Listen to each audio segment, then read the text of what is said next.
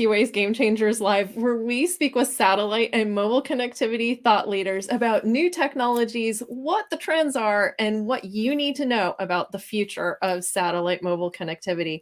I'm your host for today, Lisa Dreer, and I'm really pleased to introduce our guest for today, David Haight. He is the VP of IoT at Globalstar. Welcome to the show, David. Thank you, Lisa. It's great to be Absolutely. here. Yeah, absolutely. Maybe you can start by giving us just a little bit of background on yourself and Globalstar. Sure. So Globalstar, we are a mobile satellite service company. Our constellation is LEO, that's low Earth orbit. We've been in business for over 21 years, so we're one of the early satellite providers of service. And our primary focus is really around two product categories. One is we have a spot product that is a lone worker product that is a two-way messaging device. It's a duplex device that lone workers use and remote workers use. And the second is our IoT products. And we have a number of products that work with both solar and connected powered. And we provide satellite connectivity through those devices in the IoT space. Wow, sounds amazing. So maybe you can talk a little bit about what you see as some of the most significant changes that we're going to see in that mobile connectivity over the next 3 to 5 years. Yeah, it's really a dynamic time, and the first is really around the integration of multiple technologies within the IoT ecosystem of satellite and cellular providers that are working in the same space together with value-added resellers, system integrators, and enterprise customers. There's kind of a convergence that's happening there. The second is really around kind of generating massive amounts of data and the utilization of relevant smart data versus just connecting things and amassing data that isn't as relevant, and continue to expand on those use cases and applications and solutions. So data becomes more important as we go forward into the future, not just connectivity. And finally, the increase of LEO constellation launches. It's going to get a crowded space in space, and there'll be a lot more competitors and a lot more providers of service in the LEO constellation space. Wow. So maybe you can talk a little bit about some of the use cases that you're seeing from, a data usage perspective. Mm-hmm. What important things are we learning and able to communicate now? Yeah, it's really kind of interesting because what we see from satellite is very similar to what the cellular industry has been working on as far as IoT use cases. And there's a lot of carryover. In fact, both are in the same space. So when we look at, what we're focused on as a company, Globalstar, as well as our competitors, we are primarily focused on mobile and fixed asset tracking and monitoring. That's really at the core of our business and the satellite value proposition. And we will continue to deliver on that value proposition through those use cases and providing highly reliable services in areas that are difficult to cover other than by satellite. So when you look at some of the other technologies, including terrestrial and so forth, they have wide footprints, but they don't cover the global footprint and coverage completely.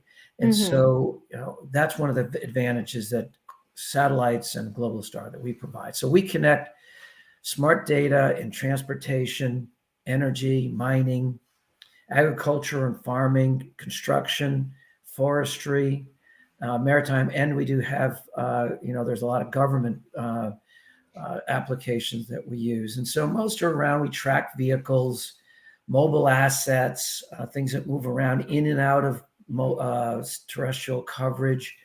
We track people, as I mentioned before, with our spot product. We even track animals, and we track speed and And and all of those kind of combined, for our customers to be able to automate maintenance and so forth. We also monitor pipelines, tank levels, water levels, temperature, pressure, fuel levels, just to name a few. And it's really all focused around enabling that smart data for our VARs, SIs, and our enterprise customers to manage applications and to simplify and solve the problems to grow their business. Wow. So, how is satellite really extending that reach for IoT devices? Mhm. Well, as I mentioned, satellite extends the coverage for mobile and fixed assets, as well as redundancy. So, satellite's pretty reliable. So many customers are using satellite as a redundancy strategy within their cellular footprint as well. Um, and then when we integrate with terrestrial and other technology networks, and through simplifying and connecting platforms for ease of use, satellite is an integral component of the IoT solution for VARs and enterprises to expand, the collection and utilization of smart data as they develop on the existing use cases, some of the ones I mentioned before, and develop new ones. When you look at some of the other technologies that are out there, terrestrial and low RAN, even private networks, as I mentioned, they're not ubiquitous. There's either areas of coverage globally that they don't provide coverage in, or there's gaps in their coverage, and satellite can be a very valuable asset from a connectivity perspective there.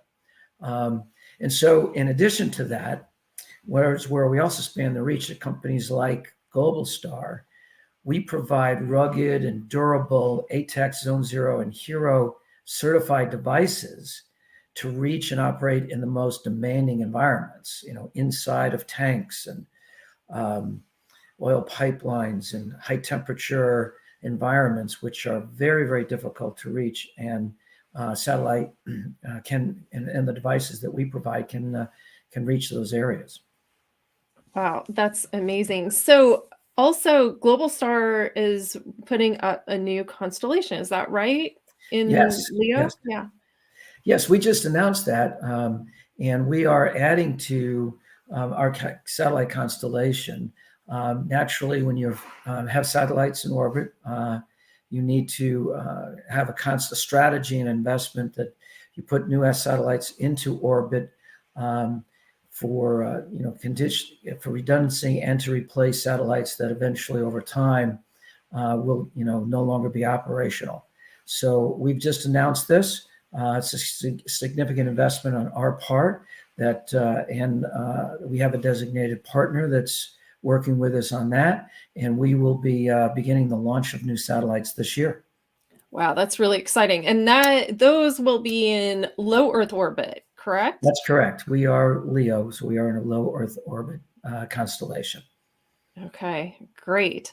So when we look at the satellite industry, especially in recent times, there's just been some of the greatest shifts and things have been happening in the industry, probably more than ever before. Commercialization of the satellite industry and just space industry in general has happened. We've had a lot of new entrants. There's just been a lot of changes. What, I guess, how do you see this really benefiting users of the Yeah. satellite services? Yes, so it's interesting. I came over from many, many years in the wireless industry, telecom, where I really kind of started a lot of work that we have now in IoT. But it was interesting because in that industry, there's not a lot of mergers and acquisitions and movement as you compare to the satellite industry. And as I mentioned before, there'll be a lot of new entrants into the satellite service provider space. And these changes will increase the investment in satellite IoT, will drive a lot more investment, as I just mentioned before. We're investing in a new constellation. We're also investing in new products. We'll be launching 4 new products this year, including a new software platform.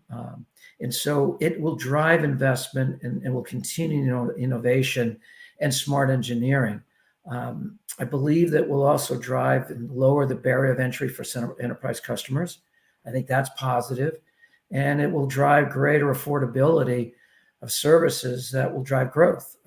As a result, satellite providers that often that own and operate their own network will be best positioned to invest in end-to-end networks and operations with lower operation costs. And fortunately, Globalstar is one of those companies that we own our entire network, satellites and gateways. And so it allows us to invest in ways that we can drive down operating costs and obviously been able to invest in other parts of the business for innovation. Wow. So I guess that kind of brings up another question for me, which is, how are you leveraging the use of software with respect to the new constellation that you're putting up? Yeah, so there's a number of components to that. Obviously, we have software that manages the satellites and our gateways. And then from an IoT perspective, what's really important, there's a couple of different ways in which software is utilized today with satellite and other service providers. And the first place and where we're making some enhancements is in the back office component of what we provide for device management, subscriber management, application management. So what this will do for our VARs and our enterprise customers is give them a better platform from which they can build end solutions. And so that's our focus. We really focus on enabling our customers, which are our VARs and enterprise customers, to be able to build those application solutions that the customers are using, enterprises are using in the marketplace. And so as we provide better services there, we now push some of that computing power to the edge. And what that does is it makes better use of our satellite connectivity. So therefore, when more computing is done off of platforms, both what we enable and what we enable the devices to do and what our VARs and our customers do at the edge, it makes what we transmit over satellite more efficient. And therefore, over time, it in essence lowers cost and makes satellite more affordable because we can be much more efficient with what we send in our packets of data over our satellite network. Great. Wow, what a great explanation. So, when you look at going forward, and especially as you're launching the new constellation, what would you say are some of the greatest challenges to delivering commercial satellite services today? Yeah, there's always going to be some, and they're going to be changing and so forth. There's a few areas that I think that are probably worth discussing. And first is continuing to educate the enterprise customer and the ecosystem partners that satellite connectivity is simple and affordable. There's been, a conception over the years, perception, I should say, is that satellite's expensive and so forth. And it's the price of satellite services, devices, as well as connectivity services has continued to come down. And it does require a great deal of education. I know when I speak with partners in the ecosystem, whether it's carriers or consultants or the enterprise customers themselves that utilize services, some of them still look at it from a perspective that they don't quite understand all what satellite can do and connectivity with the devices. I think another one is we have to continue to stay aligned with the changing needs of the IoT data users. So those enterprise users out there that are using data, how much data they need, when do they need it, how often do they need to utilize data? And then we have to continue to evolve our products and service to meet those needs. I think that's an important component.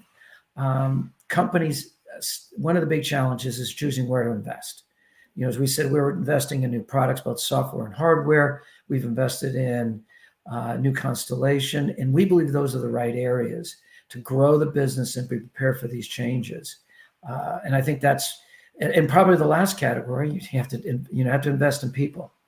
You need good engineers. You need good go-to-market people that understand the changes in the marketplace and stay ahead of that as we move forward.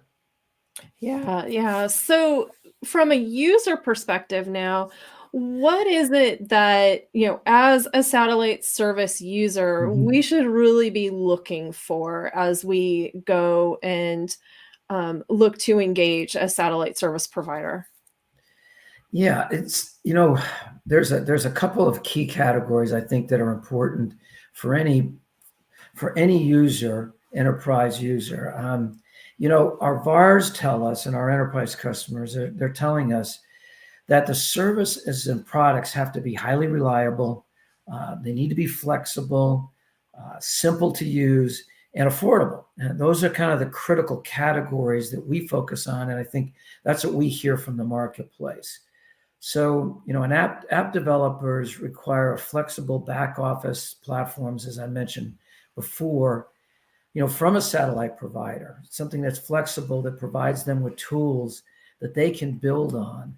Because the majority of our value-added resellers build solutions, and some of them build their own device products, and we provide them with modems and modules that enable them to build those hardware products as well as the software products, so they can enhance and build new applications to meet the growing needs for IoT. Yeah, I think it's also critical for satellite providers to help with their VARs, enterprise customers, solve the complexity that the growing amount of data that's now available. As we gather more data and we become more efficient and effective at gathering more data in these different use cases, whether it's from a vehicle or it is a piece of machinery that's moving around, moving from place to place. Where are these assets, or what's happening, in a pipeline, and what's happening with the flow rates and so forth. As this data continues, we get better at pulling that data in. It becomes more important for the enterprise customers and the VARs who are providing solutions to be able to, simplify the complexity that creates. And I think Globalstar, I think we do a great job of providing services and products that, utilize that smart data and make it relevant for our customers. Right. So we talked a little earlier about all of the changes and things that are happening in the industry. Mhm. Are there new technologies that we really need to know about as satellite services users? And how do we get smart about these new technologies as they're coming to market? Yeah. Well, it's that's always a challenge for all of us to stay ahead of things, and I think that certainly what we're having, our discussion like this and in this broadcast certainly helps people, all of us, stay connected to each other and understanding what's happening and what's new. And I think some of the areas to think about, as we go forward here in the next few years, are really focused around multi-access connectivity and edge computing. And I've kind of mentioned them a little bit. There's multiple technologies, that connectivity technologies, data management technologies that will be introduced into the marketplace. And I think it's very important that, as providers of service, as users of service, that we understand the entire ecosystem and how we work together. We're at Globalstar, we're working, very much on that ecosystem. Where are all those partners that are already working together today? And where is some of that knowledge that can be shared so that we start to come together a little bit across this? Another category is going to be around bundled solutions, technology, and services. A great example of it is as satellite connectivity becomes more prevalent with companies like the wireless carriers, is how do you take devices and continue to bundle those technologies together in a bundled solution? And how does it make it easier for the enterprise customer not to have to manage multiple relationships and systems, and how do we simplify those into unified platforms for devices and data, so that as these continue to grow, we can simplify the complexity there. And then I think the last thing is kind of really about users of satellite services need to be really good partners in the ecosystem. And you need to partner with, we need to find those partners with, companies like ourselves that have a lot of history, have had a lot of success, and that we're investing. So we've got to follow the investment. Yeah. Where are satellite companies investing? Where are software companies investing? And I think that's really one of the keys, to staying up to speed and ahead of the changes in the industry. Excellent. Well, David, I want to thank you so much for being here with us today. We've obviously just scratched the surface of a number of topics here, so we would love to have you come back and speak with us about, some of these other topics and dig a little deeper. Well, thank you very much, Lisa. Thanks for the time. It was my pleasure to be here. Thank you so much. I also want to take a moment to thank the Mobile Satellite Users Association, MSUA. You can learn more about the MSUA at msua.org. You can learn all about our weekly newsletter, our upcoming webcasts, and many other things. So please do visit msua.org to learn more today, as well as learn how to become a member of the MSUA. We really look forward to seeing you next time on MSUA's Game Changers Live.